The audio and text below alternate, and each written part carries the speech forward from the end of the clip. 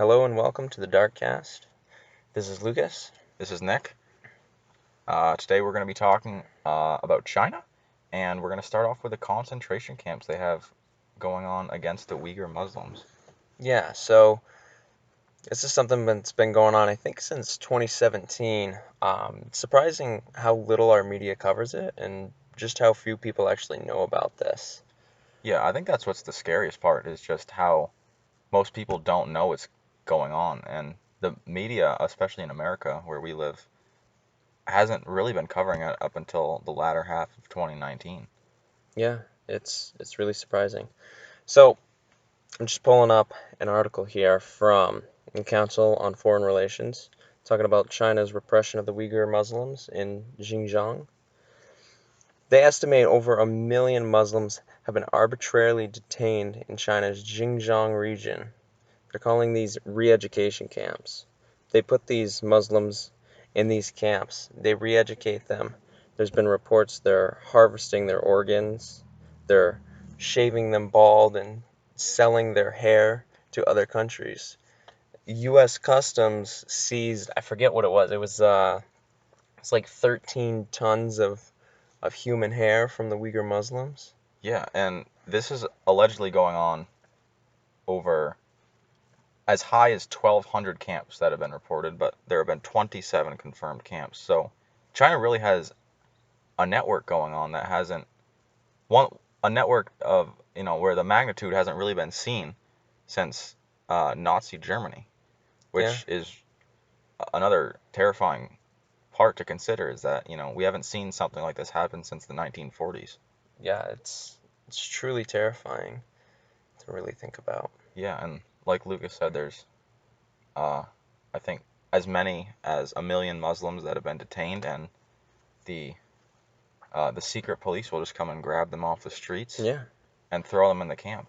So I think one thing it's good to gonna be talking about here um, is Donald Trump has his administration has released new sanctions. So basically, here we got this report from the New York Times. The Washington administration announced sanctions Friday on a powerful government entity and two senior officials. It's citing systemic human rights abuses against the predominantly Muslim ethnic minority in Xinjiang. And we'll come back to the sanctions later um, in the podcast, but for right now, we're gonna really concentrate on these internment camps that they have going on, and just the absolute violation of human rights that's been going on over there, Yeah, and the complete inaction that's hasn't happened, for years while this has been going on, and yeah. I mean, most people are just ignoring this kind of thing. It's like it's really, really, truly terrifying. it is scary to think about. I mean, because if you've been at all in tune with political culture, it's an a rhetorical statement that people have been saying for the past few months that I've heard a lot is if you if you are wondering what you would do in Nazi Germany during the Holocaust, you're doing it right now. And it's an interesting statement to make to people of an opposing political view, but I would say that these people are not doing anything to help the Uyghur Muslims and Yeah, other there's also Kazakhstani people and other sects of Muslim people being detained, oh and yeah. nobody's doing anything about it. I've I mean, we've yeah, seen very few articles published in America. yeah. The media really seems to ignore this. I mean, that just goes to show Chinese influence in our country. It's terrible. I mean, China is literally harvesting the Uyghur Muslims' organs and selling them. Like I said, they're harvesting their hair. They're forcibly sterilizing these people. These are human beings, no Yeah, different than you or I, being absolutely. put in concentration camps. It's it's truly, truly evil. I mean, forced abortions, and at the same time as they're sterilizing these Uyghur Muslims and aborting their children, they're telling the Han majority to have more children, and they're shipping them into this region. I mean, they're really trying to. I mean, It's ethnic cleansing yeah, is how it can be it's best exactly what described. Hitler was doing. He was getting rid of those peoples to give the Germans more Lebensraum, so the Aryan race could repopulate. It's it's eerily similar to what happened in Nazi Germany. I mean, And yet there's the same kind of tongue-in-cheek reaction. I mean, it's a huge elephant in the room, China, in the political discourse that we have with our friends and family, and everybody says, well, we should do something about China, but that's just something that I think people say, and nobody actually wants to take any action against China. yeah, I think it's true. I mean, people are very content with their cheap goods that we get from China. I mean, Um, when they put people in these camps and make basically use slave labor to do manufacturing and ship that stuff over to the United States to be sold for dollars, when if we manufactured it here it'd be more expensive. So 100%. And and people just seem content with that. well, I would say consumerism over the past 30, 40 years has just made China unstoppable. I mean, think about how much we rely on China to produce our cheap goods. And, if we were to boycott China cold turkey, a lot of people, I think a lot of people wouldn't know what to do. I think for the most part, Yeah, I mean, so many of our goods are manufactured in China for such a low cost that if we were to cut it cold turkey, I mean, one, we'd have to find another place to manufacture that, and I if we think were to bring it back to America, it would be, I think, more it'd be more expensive than expensive. people would realize. Yeah, it truly would. So what do we do about these concentration camps? I mean, I don't really know. There's It's not much we can do other than raising awareness about it for yeah, now. raise And awareness, let people know. I think a Chinese boycott would be a really, really good thing. I think, yeah, Put the pressure on them where it hurts. over the next few months, definitely, uh, I would say if anybody listening to this can do so, definitely try and be aware of what you're buying and where it's coming from. Yeah, buy American if you can. If Yep. you support our country, and you don't support the genocide of these people. I mean, Well, and that's another thing. We read an article from, I read an NPR article earlier today. The UN has classified what's going on in these concentration camps as genocide. yeah, I mean it is. It really is. It's utterly terrifying, and the scariest part is it's going on in the world right now. And Yeah, people say, well, this couldn't happen again. If another Hitler rose to power, we would stop him. Xi Are you sure? Jinping is another Hitler at this point. Yeah, I mean, we have these dictators that are out there in the world killing people, harvesting their organs, and it's scary to think that what if these organs are being shipped to America? What if American hospitals are obtaining them somehow, and Yeah, you know, if you get a kidney transplant or something like that, for example, you could be getting it from someone who didn't willingly give up a kidney. yeah. I mean you wouldn't know, right? Terrifying. And again, like I was saying, if people like to say if there was another Hitler, we could stop him, but I mean, ultimately, could we? Because we have, the media, like we were saying earlier, hasn't really even been reporting on this to the level they should. Yeah, we've read some articles, but I mean, this is a violation of human rights. There is a genocide going on. This should be the top story on Oh every yeah, news absolutely. company. Everybody we should be talking about this right now. I mean, if we had known in 1940 what Hitler was doing in in his concentration camps, everyone would have been talking about that. Hmm. But something very similar is happening in 2020, and we don't talk about it.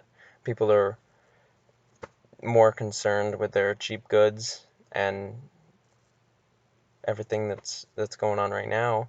They're people are more concerned in America with fighting each other than they are with literal concentration camps that are being run in other countries. 100%. And I think that's part of the problem is that, like Lucas said, there are the main concern in America is people are trying to discern, well, the other side in America, they believe this, they believe X, Y, Z, but I don't believe in X, Y, Z. And I think if there's ever a time to unite um, people of differing opinions, it's on this. Oh yeah. I don't think anybody should have a differing opinion I don't think on. there's anybody in America who supports concentration No. camps. I don't think there's anybody in America who supports the genocide that's happening. I don't think there's anybody in America who supports forced sterilization, forced abortions, or harvesting organs. Yeah, and They're re-educating these people and doing all these terrible things. I don't think there's anybody who does support it, and I think our country needs to do more about it. I think we could talk about what we have been doing, what our country has been doing with these yeah, sanctions. I think the sanctions are a great first step Oh yeah, into definitely. trying to slow China's roll a little bit. I mean, if you look at how powerful they've become over the past 50 years, it's very scary to think about how much China can influence our country. I mean, Oh like yeah. with the media, with products, and one thing we're also going to talk about later in the podcast is TikTok and just Mhm. how influential that's become over today's youth. And, the CCP has direct control over it. Yeah, pretty much. But like we were saying, Let's get we're gonna back to talk these about the sanctions. sanctions Yeah. here. So going back to this New York Times article, these sanctions imposed by the Treasury Department's Office of Foreign Assets Controlled named the Xinjiang Production and Construction Corporation, which is an economic and paramilitary organization. It's playing a central role in the development of the Xinjiang region. And they're also sanctioning two associated officials. I hope I say their names right. Peng Jiru and Sun Jinglong. Um, Basically, their order is designed to prevent them, according to the New York Times, from accessing American property and the financial system, as well as to ban any economic transactions between them and American companies and citizens. And I think using these sanctions to target specific people who are helping to commit these atrocities and human rights violations is a great step. Anybody who's helps run a concentration camp should not be allowed to access American property and should not be allowed access to our financial system. Absolutely. And the XPCC, the Xinjiang Production and Construction Corporation, they employ between 10 and 15% of all people in the region. And I mean, they are a vast uh, enterprise that has direct control over what's going on and a lot of the bad things that have been happening in China in recent times. And when the Treasury Department issued these sanctions, it actually, I think it's done well. It's gotten bipartisan support, and everybody has, which I will say, bipartisan support isn't always uh, a true indicator of what's good. However, we've been seeing that the sanctions in the past against China have not worked. They have not done very well in stopping China's role. And like we were saying earlier, I think the best way to do that is to sanction them and cut back on how much money we truly put into China and how much we fund them. Yeah, I mean, for many for decades now we've been at a deficit trading with them. We send way more money over there than comes back. And I think that's one thing that the trade wars have actually been helping with. I mean, keeping American money in America and not sending it over to be used to put people in concentration camps, being used to force people into slave labor. I mean, Yeah, it's it's terrible. very scary, So, and but um, we'll have to see where this goes. China is definitely going to retaliate for these new sanctions that are being imposed on the XPCC and their two associated officials there. What those retaliations are going to be, we don't know. But The retaliation could lead to war. certainly it looks like we're Which is going on that awful. path. It's Yeah. Thucydides' trap. Yeah. In And the past 500 years, 16 times, 12 out of 16 times, a rising power challenging a superpower has led to war. So we'll see. Um, let's hope that it doesn't lead to war. But at this point, it's looking like every day it's looking more likely that we're headed to war with China. and that would be a catastrophic war. Yeah. I think in terms of, you could say it would be, World War III. I think it would be far worse than that. I think I think World War III would be an understatement. It would be essentially China taking on America and whoever decides to side with America. It'd be interesting to see who decides. The West, Europe, NATO is all gonna hopefully side with America. But it'd be interesting to see just who would take China's side in this. And it's interesting that you bring that up. Who would take China's side? We were reading an article from, I believe, Axios the other day, on the 53 countries that are supporting China, and not necessarily, um, The yeah, concentration the camps, concentration camps, but but they're supporting their authoritarian practices, and what we'll in talk Hong about Kong, later in yeah. Hong Kong. And it's a lot of third world countries and underdeveloped countries that have been Yeah, supporting China's China. been pumping money into these countries. Yeah. Um, I mean, and just the sheer influence China has over these countries. I mean, yeah, and they can't a they lot of can't it's in stand up. Africa, and Yeah, the Africa, the Middle East. yeah, and a few years ago, if anybody remembers, there was those stories breaking about how China was funding poachers in Africa, and that they Hmm. were buying the ivory.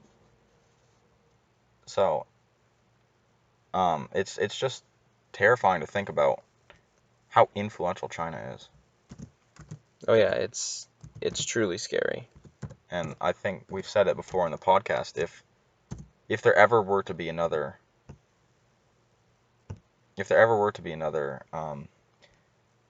authoritarian regime like that we saw in the beginning and middle of the 20th century, it would be China. Yeah. I mean, they have more influence, I would say, in our age, especially in the age of the internet and the technological advancements we have. They have more influence than the USSR. They have more influence than Oh, way more, yeah. Nazi Germany. I think one of the biggest things that's surprising about China is just how much of our medical equipment and our medicine is made in China. One of the biggest issues with the response to the certain illness that's going around right now was that protective personal protective equipment in is mostly made in China, and China was stocking up on it and hoarding it for themselves, Yep. and that made it really hard to get here. And this is all, keep in mind, after they hid the virus from the world. Yeah, they lied for I forget, it's like 6 weeks of Hmm. lies saying that there was no human transmission. And And for 2 weeks, they said that there wasn't even a new virus. yeah, It was just, the seasonal flu or something that was going around.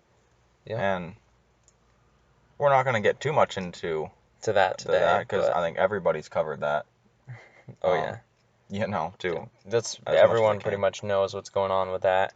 Um, so I think actually now would probably be a good time to move over and talk about what's going on in Hong Kong. Oh, yeah, Hong Kong. We can start by going through that Axios article. Yeah, it's a Um, very interesting article to to really see who is supporting China in cracking down on Hong Kong. Yeah, so this happened. They're talking about statements in the UN Human Rights Council in Geneva. Um, Which should be noted that America is no longer part of. yeah, America pulled out of it in, I believe, 2018. But just to talk about this a little bit, this is so basically Axios is reporting two statements were read back to back in Tuesday's session, with Cuba supporting China and the UK representing the critics. China's other allies weren't named publicly until Axios obtained the list this morning. So we're going to go over just some of the countries that support and oppose.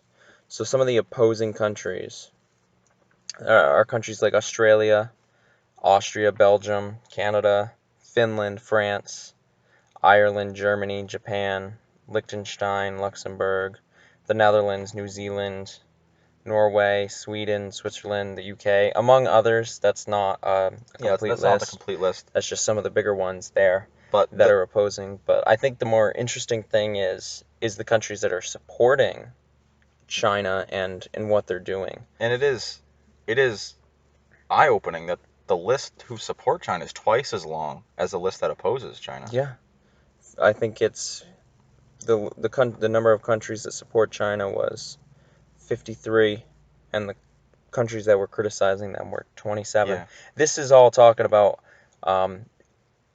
the new national security law that Beijing passed for Hong Kong. The one that retroactively So punishes people. we'll get into talking about exactly what it does, but we'll just cover kind of the countries here. Countries like Belarus, Cambodia, Cameroon, the Central African Republic. Yeah, Djibouti, Egypt, Lebanon, Morocco, Nepal, Yeah. North Korea. Papua New Guinea, Mozambique, Saudi Arabia is a huge one. I mean, Saudi Arabia is supposed to be one of a big trading partner. I believe we sell them arms and stuff like Hmm. that. And I think what we should not. I think we need to. Any countries that are supporting what China's doing to Hong Kong, I really think we need to take action against them as well. And it's what's frightening to me is just a lot of these countries are, in Africa and they're In the Middle East, in the yeah. Middle East, they're relatively poor countries, but we also have influential countries and prospering countries like Egypt and the United Arab Emirates and Yeah. North Korea who are supporting. I mean, these are influential countries, that have power and they're supporting China's um, crackdown I on think Hong Kong. one that's really surprising is Nicaragua, which is right in Central America. I mean, Yeah, a Central American country is supporting China. That's not really good for us. no, Venezuela, Iran, and Iraq are both supporting it. yeah, Pakistan. So yeah, these are all countries that are more poor that China's investing in and whatnot. So most it'll likely extorting, yeah. the people of these countries. And, like we said, the only reason that America doesn't oppose this is because we're not in I believe it was the the UN Human Rights Yeah, Council. the United States, we pulled out of that in Hmm. 2018. But the United States government has been very critical of China over the law. Um, but there was not much we could do with that. So I think what we should talk about probably here is exactly what the law is. According to Axios, the law defines crimes such as terrorism and sedition broadly, but mandates harsh sentences. In many cases, life imprisonment for for those found to have committed them. It will be enforced by a national security committee headed by Hong Kong's chief executive without any input from the judiciary. Between the lines, The national security law manifests the CCP's approach to governance known as rule by law rather than rule of law.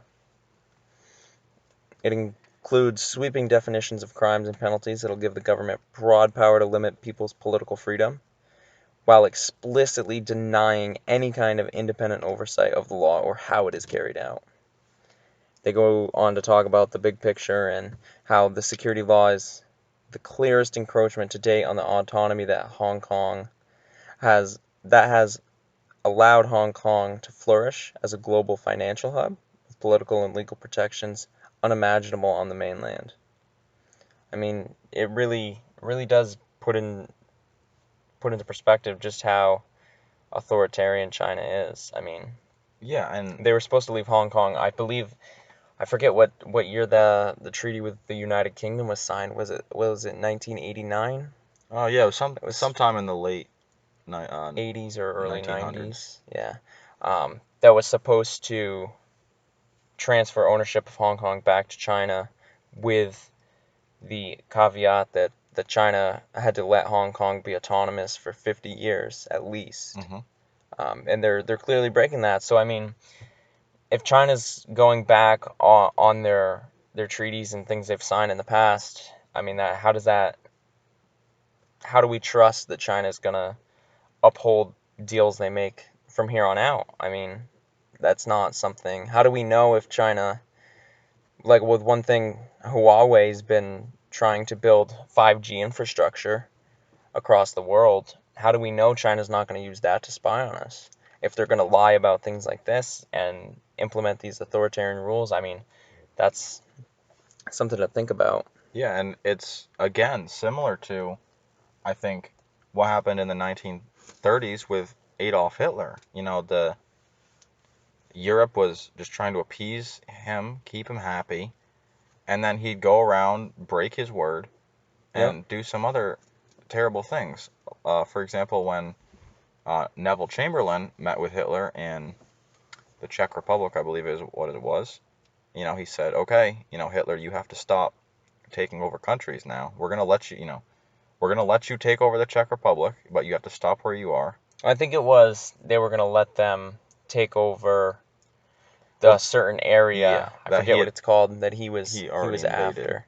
And then Uh, he just went ahead and invaded the rest of Czechoslovakia, so yeah, it's it's it's I think very similar to what's happening right now. The UK's in the 90s or whenever trying to appease China, and then China went behind. They're going behind people's backs and breaking their word, and then imposing all these totalitarian laws upon their citizens, the citizens of Hong Kong, and it's terrifying. And you can see how influential China is in the media. I personally think that the Hong Kong protesters should have been Time's Person of the Year, and they weren't because I think it was too taboo. And then Time magazine named Greta Thunberg the Person of the Year, who I also think is a fairly decent choice. Um, but it just goes to show how influential China is in the media. yeah. I think one thing that's good here that we should talk about. There's pulling up an article here from the South China Morning Post talking about the Hong Kong security law and how U.S. sanctions will affect China's plan to turn the yuan into a widely used global currency. Um, the United States has been sanctioning China over the new security law, and I think that's a really good thing. I think just like with the concentration camps, we need to sanction China more. Yeah, I I think mean, they've had unbridled power for too long that's gone unchecked yeah, I by mean, the rest of by the free world. it's clear America. that back when we decided to start trading with them, we thought it would make them more liberal and open, but it's clearly done the No. opposite and made us more authoritarian. Yeah, and it's funded their authoritarian power. I mean, China has gotten away with some of the sketchiest actions a government could arguably take. I mean, just look at what we're talking about over the course of this episode. They have concentration camps. They're imposing a law retroactively, which is extremely terrifying because somebody could have said something 5 years ago against China, and they put this law into place now, and now those people are being punished for something they said before the law was even in action. Hmm. It's very scary to think about. Very scary. Very And scary. their law applies globally, Yeah. which is the strangest part to me. Yeah, the way it's written, it doesn't distinguish precisely who it targets, and the way it's written, it sounds like it targets everybody in the world. Yeah, and we said semi-jokingly in our first video, the next time you see us, we'll be on China's hit list. We are technically criminals to China. I mean, we are speaking out against the CCP, and the law, like we said, applies globally. It applies to everybody on Earth. Hmm. Which, if that's not a blatant abuse of power, I don't know what is. Yeah, I mean, the fact that China thinks that it can pass a law that will target everybody really shows that they want to expand their power. They're they're coming for us. I don't see how it's possible that we can coexist with China with their current government. I mean, Yeah, they are an evil totalitarian regime who, they're just like we've talked about. I mean, they're imposing this crackdown, as I've said, on the Hong Kong citizens. They're putting Uyghurs, Muslims into camps, and yeah. that's just two of the things they've done. They've done the sketchiest things you can imagine over the course of their 70 years. The CCP 70 years in power or something like that. Yeah, just about something like that. Um, yeah, it's truly terrifying. So, what's gonna happen with China and whether we do go to war or how we deal with them, it'll be interesting to see. 2020 is quite the year. Yeah, it's I think been extremely eye-opening for a lot of people, which I think is great that people are finally realizing what China has become. And you can say I Lucas and I were talking about this earlier, it's we're saying China, we're talking about the government. We're not talking about the Chinese people. Yeah, I mean, these people have been gaslighted into, believing that the CCP is great. And even if they don't believe it, they can't say anything about it. yeah. There is no freedom of speech in Nope. China. There's there are no human rights in China. If you talk out about the government in China, they will arrest you. Yep. You'll and that's scary. It's really scary. It's something that never should be done. A government should never have the power to arrest people for talking bad about it. Absolutely. I think that's one thing that we should hold very dear here in the United States is our First Amendment rights to freedom of speech and freedom of the press. Yeah. I think our freedoms, I think we take for granted. And a lot of people, maybe trying to change what freedoms we have, but if I would say if they existed if they lived in China under the rule of the Chinese government, they might not be so hasty to change these laws. And a quote from George Orwell, which I found to resonate with, especially with China, is George Orwell said, "Freedom is the power to say 2 and 2 equals 4 and have it be true." And which is a follow-up quote to what he said in his book 1984, where he said, "The party," which is the antagonist in the book, "the party has the power to say that 2 and 2 made 5, and you would have to believe it." And I think that's what China can do. They could they could say they could change something overnight, and their people would have to believe it, which is it's very sad to think about. conditions these people live in China. Yeah, we've seen that. We've seen China do things just like that, rewriting their own history. Yeah. And if anybody challenges them, they're political dissidents. Um, we've seen, I think like Lucas is about to talk about, Tiananmen Square. Yeah. It's awful. There were students protesting, for those who don't know, the Tiananmen Square, in 1989. There were students protesting, and then It was June 4th, 1989, yeah, when the PLA moved into Tiananmen Square to crush their protests, and that's not something you can talk about in China. That never happened.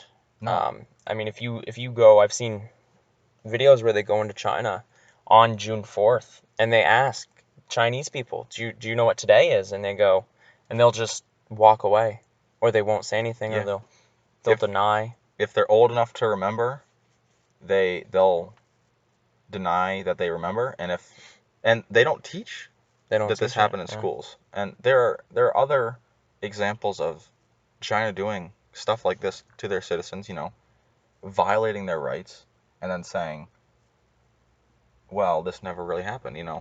And they don't even say this never happened. They just don't teach it. They don't deny it because there's nothing to deny. Exactly. And anybody who says that it happened is crazy and They're a could be locked conspiracy up. theorist. Yeah. I mean, it's terrifying to think about what's going on in China. And another another scary thing that's happening in China um, is the Three Gorges Dam. It's Mhm. it's on the verge of collapse, and it's Certainly is.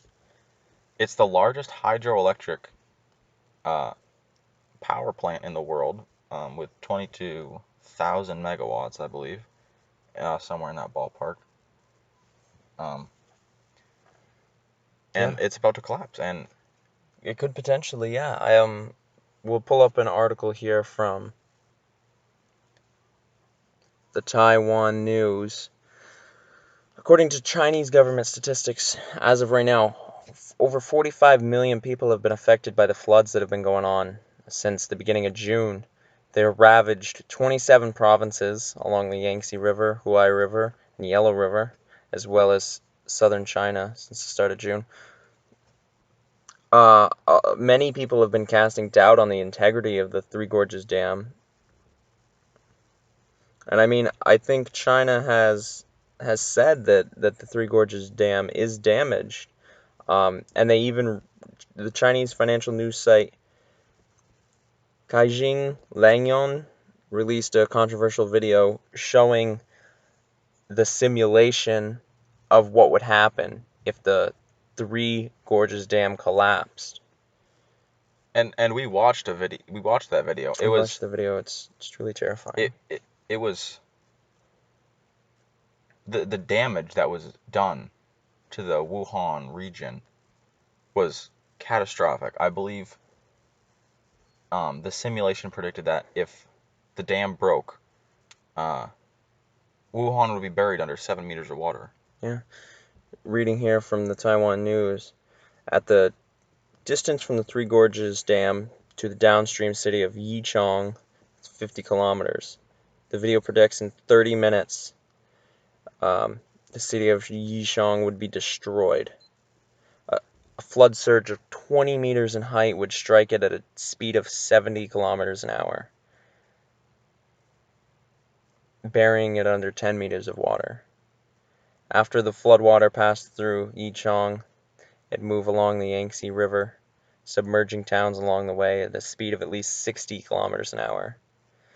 And the height of the flood would be 15 to 20 meters, which is 45 to 60 feet. That's a car can get washed away in 6 inches of water, and we're talking about 45 to 60 feet traveling at 60 kilometers an hour. I think that's roughly 25 miles per hour. Yeah, but I think it's somewhere in that region. I think it's a little more than that. Yeah, somewhere between 25 and 30 miles per hour. It would just it would kill millions. It it would be devastating if the Three Gorges Dam broke, Yeah. and like we said, the Chinese government's calling it the 100 years flood, Yeah. and because I think it would be extremely devastating to China. And I mean, if we're talking about the Chinese people, they've been beaten and battered by the government for the past 70 years, pretty much as long as the Better half of a CCP century. has been in power. And if the CCP fails to act on this, it's going to be the Chinese people who are paying for it, Absolutely. Yeah. which is very sad to me. Millions. Yeah, they're saying basically that there's basically a channel of the Yangtze River and all the water will go right down it. Hmm. Another city, Yunyang, would be inundated by 5 meters of floodwater. However, it states that there's a nearby lake, Dongying Lake, that could act as a buffer and alleviate some of the flooding. If the collapse does not If the happen during the flood season, Yeah, that's which right now I remember reading, they've been opening up many floodgates to try and get some of the pressure off of the dam, Yep. and it's not working. There, there's too much. There's an immense amount of pressure on the dam that the Chinese government has to handle very, very delicately. Because if they don't, if one crack in the dam happens, that'll, have a spiderweb effect that'll probably break the dam. Oh yeah, absolutely. I think it says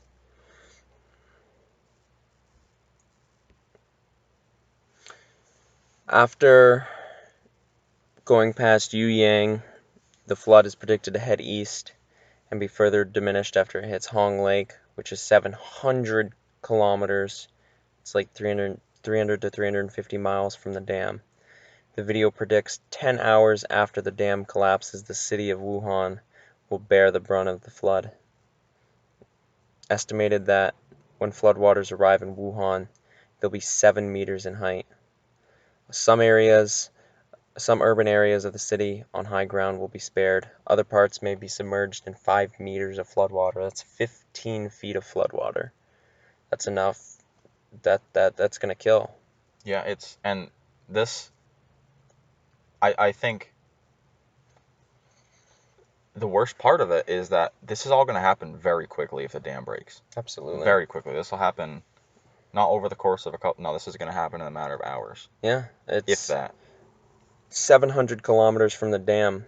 The water will reach there in 10 hours.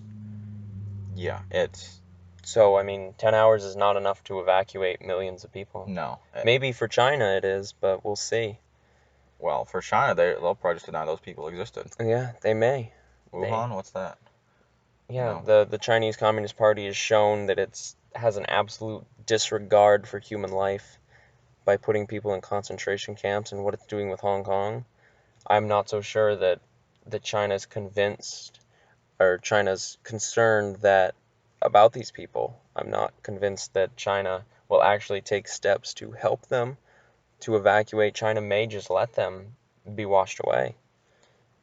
Yeah, I mean, China, as I say, they can play the long game. They can think, you know, 50, 100 years in the future without a single care for Hmm. their people now. And like the theme of this episode, China just, like Lucas said a minute ago, they don't care about their people. They care The about, Chinese government. yes, the Chinese government, the CCP does not care about their people. I mean, they've been stomping on their people for forever, as long as the CCP's been in power. Hmm. And they've been allowed to do it because nobody's doing anything. Nobody's going to stand up to China, I think, until very recently. Um, President Trump has been taking some actions, some good, some not so good. Um, but I think, as we were talking about earlier, the sanctions are a great step a Yeah. great first step to trying to stop China from becoming this global entity that just has immense influence over everybody. Yeah.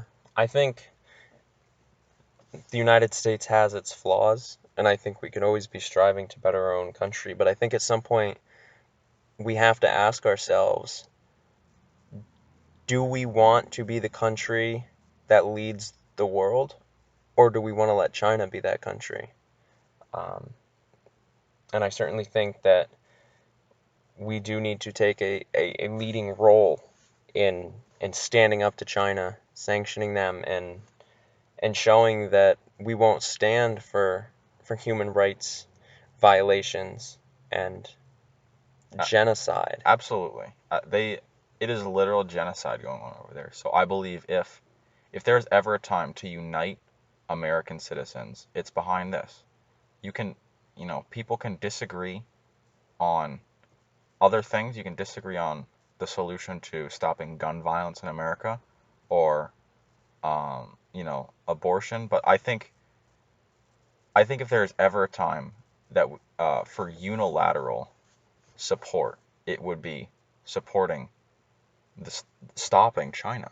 Yeah, I think Americans, we need to remember that as we've been fighting as left and right, we need to realize that we're Americans and we need to be Americans and stand up for freedom, stand up for our rights, stand up for the rights of people not only in China but across the world. I think if the United States falls, there is no other country that's going to stand up like we do to protect freedom and human rights across the world. Yep, I agree. I think like Lucas said, we have our problems. I don't support the war in the Middle East. Yeah, Um, However, I do think that we have, as Americans, done the most to help out um, people in need. I mean, if you look at how much money we give to these other countries that need it, in times of relief. For example, when the, hmm, the Haitian earthquakes were going on around 2010, I believe. I mean, we sent a lot of people down there. We sent a lot of money. Um, but I think this is uncharted territory. I mean, absolutely. I do believe this is a testing point for American citizens to see, should we act on this? And I think we should do something. I think if, like we were talking about, uh, the sanctions, I think the sanctions are amazing. I think I hope that they will kind of put China, in perspective for a lot of people and how powerful they are. And if not, I just hope that it doesn't lead to a war. Yeah, same. I really hope that we're not heading towards war with China, but at this point, it certainly is looking like that's what's going on, and I'm not so sure that it's going to be us that initiates that. I think with these sanctions that's going on, I think Trump's taking a nice diplomatic step towards trying to work this out without going right to force. But we'll see how China responds to what the United States is doing. We'll see. Um, we'll see. There was that the hack of Twitter. Shortly after the United States announced the Hong Kong sanctions, some people speculate that that was China, um, and I'm not sure who it was. But if it was China, we may see something similar to that coming after these sanctions on the XPCC and their two associated officials. So it's going to be interesting. It's going to be an interesting month. I think every month in 2020, it seems like something Yeah, new comes, something happens. Um, the date of recording on this is August 1st, so yeah, we'll awesome. see what August brings and what China. I think August is going to be the month of truly figuring out what's going on with China and where our future with them is going to lead. I agree 100%, Lucas. And unfortunately, I will say historically speaking, China hasn't, we usually give China the option of the carrot or the stick, and they usually don't go for the carrot. So we can only hope that, we don't have to use force with China, that they will, step back on just the sheer violation of human rights that they have going on over there. Absolutely. And like I said in the beginning of the episode, if you find the repugnant actions of, some of the people that are in America, saying these awful things about, for example, neo-Nazis, just the awfulness, the brutality of those neo-Nazi groups and what they stand for. I think if you find that awful, I think China is the clearest example of who these neo-Nazis would support given the option. And Yeah, it's terrifying to me. absolutely it is. It's it's something that we're gonna have to deal with. We're gonna have to deal with it very quickly, or we're gonna be in for war. Yeah, and this whole situation can go south very quickly, which I think, and I don't think I can unfortunately say, I don't think the American people are prepared for a war of this scale. No, especially because we've got two nuclear powers. Um, if this turns into a hot war, who knows? I mean, I think we've seen that China doesn't care about, or the Chinese Communist Party doesn't care about human life, and I don't think they would be afraid to use nuclear weapons. No, I don't think they would be either. And what scares me the most is how I think in the history of America, since the War of 1812, this is the greatest threat to American soil. I mean, World War One, World War Two, the current conflicts in the Middle East. American citizens have been the most, we've been the safest in world history. I mean, like I said, since 1812, we have never had foreign troops on our soil. And I think if a war were to break out with China, we might not have that safety. Yeah, it'll be, And it's something I think we take for granted. yeah. Um, but China's really pushing. I mean, it's clear that they want to take over Hong Kong, and it's only a matter of time before they start doing the same to Taiwan. I mean, Taiwan is right there, and they desperately hate the fact, the Chinese Communist Party hates the fact that Taiwan is its own independent country. Um, and I would not be surprised if they try to invade them sooner or later. And I think if they do, the United States has a responsibility to step in and help.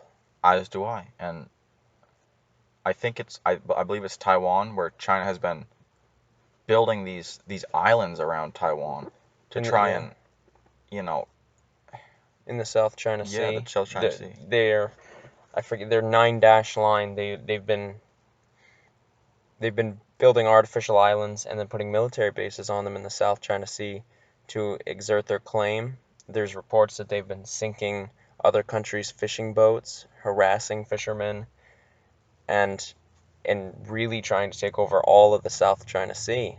They've been violating other countries' economic zones and their waters. And I think the United States, I think it's one really good thing we do is our freedom of navigation exercises, Hmm. where we send our strike groups and whatnot through waters claimed by the Chinese Communist Party to show that we're not going to stand for that and that these are international waters. Yeah, and that's one thing China does is they don't seem to understand the concept of, this is nobody owns this, you know, which they see as free real estate, Hmm. which that's I think a major downfall that China could have is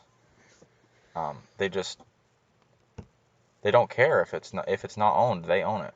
You know, that's like their their model of expanse is, you know, if we see something, it's ours.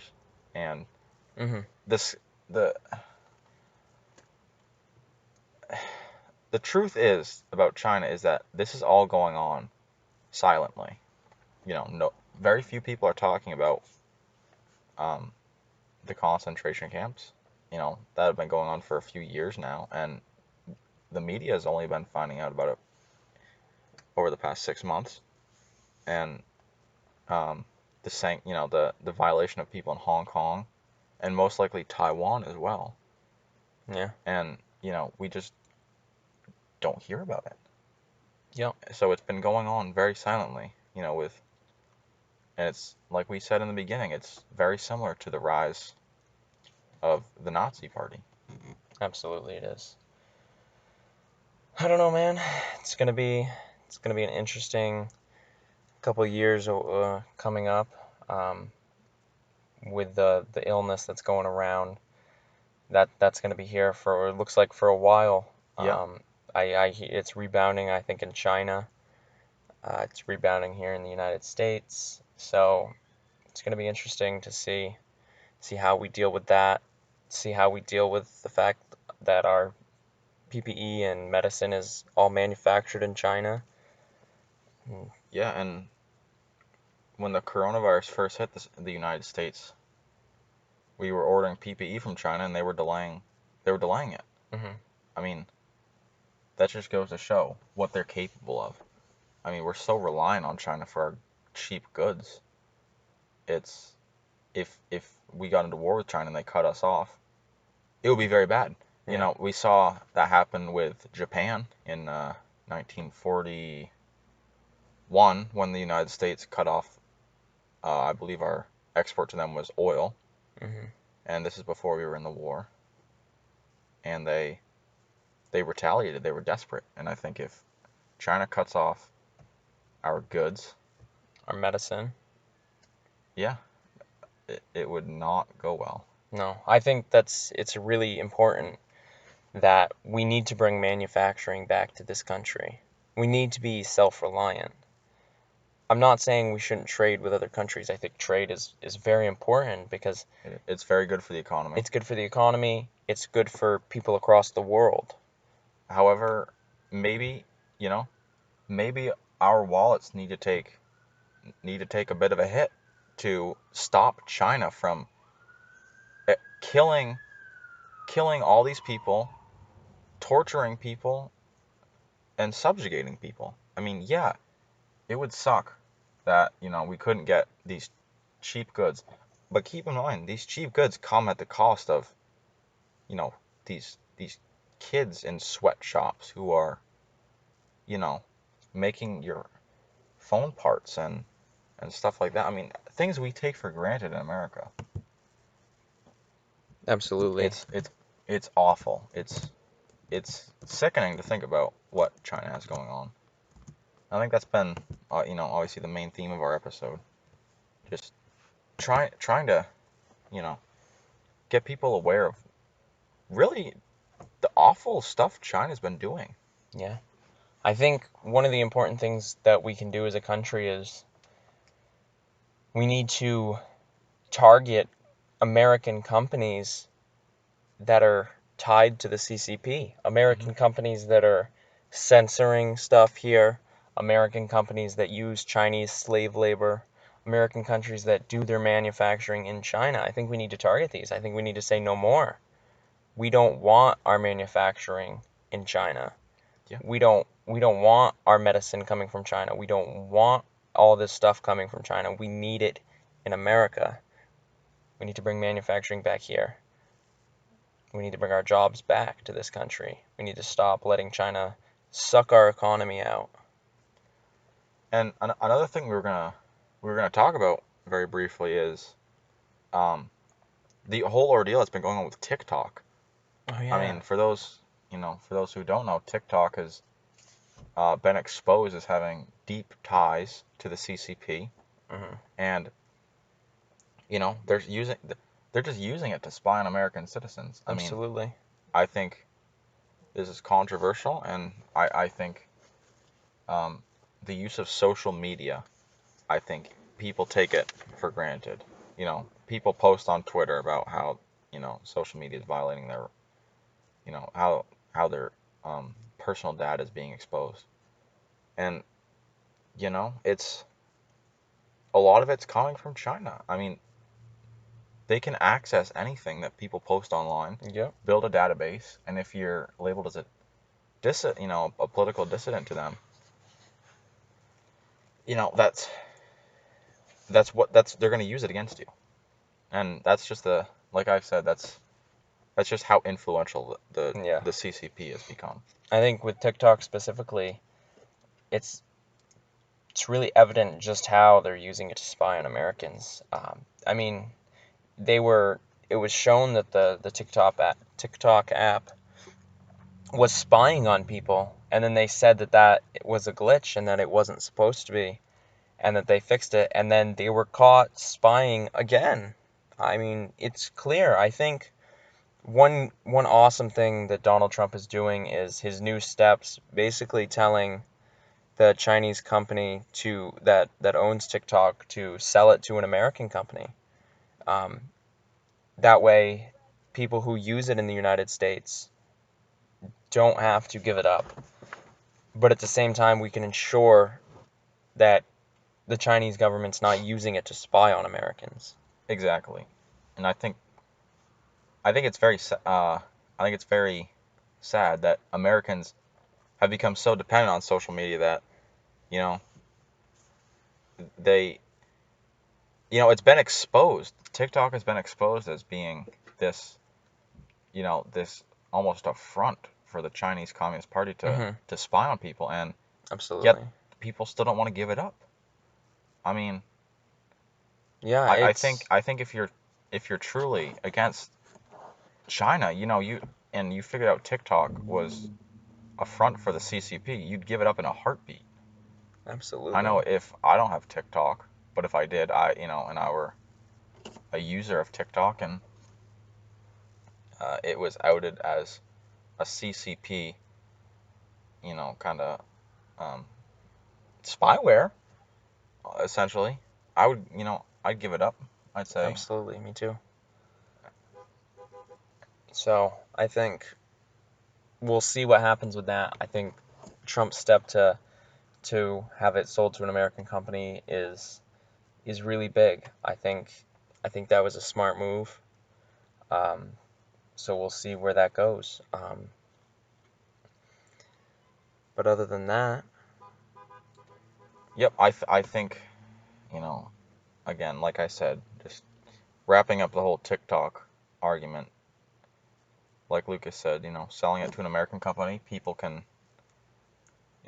keep their 10 to 15-second videos that they like, and we're offering China a diplomatic solution, and unfortunately, I don't know if they'll go for it. China's very stubborn, which we've seen. yeah, other countries across the world have been banning TikTok as well. And I think if China chooses not to sell, it's going to get banned in the United States as well. And I think it should. Um, I mean, I've heard a lot of people talk about how American companies spy and collect data just the same as TikTok, so what's the difference? And I say there is no difference. Yeah, American companies shouldn't be spying on us in the first place. you should not be content with that. That's the Yeah, reason I do not have social media. yeah, the same goes for me. Companies spy on us, and I don't think the fact that our companies spy on us is a good excuse for allowing the Chinese government to do it as well. I don't think our companies should be spying on us at all. No. I don't think they should be recording our personal data. I think we should have a right to our personal data, and I think we should have a right to make these companies show us what they have and delete it if we so choose. 100%. And I think social media has been essentially it's been the users have abused it. Hmm. They've we've known Facebook has been collecting people's data since 2015, 2016, and yet they've seen no decrease in user. the amount of users. So I think, I think people are easy to forget, unfortunately, Mm-hmm. that, these social media companies are harvesting, they're taking your data. Absolutely. So, And they're selling it to the highest bidder, yep. whoever that may be. And another scary part is if one of the things I do like about Apple is that they won't sell your texts to the government if they get, like, if for example you're accused of a crime or something and the government says we want to see this person's text. Apple will say no. Google will say yes. They'll do it in a heartbeat. But I mean, Yeah. that's what scares me the most is that, it's not even exclusive to China anymore. Nope. It's happening right here on our soil. Yep. By our companies and our government. Well, Yep. I think that's gonna wrap it I up think for today. yeah, I think that's a good place to stop. So, We'll probably post another short video talking about what we're gonna be discussing in the next episode, which the next episode will hopefully be coming out next weekend. you know, I'm gonna strive to have one of these podcasts um, up every weekend. Let us know what you think about the length. We think about an hour is just about right for now. So if anybody has anything they'd like us to discuss, um, please leave it in the comments. If you enjoyed this video, please give it a like, share it with anybody. Um, Absolutely. I think getting the information out is the best way to stop China yeah, I think awareness.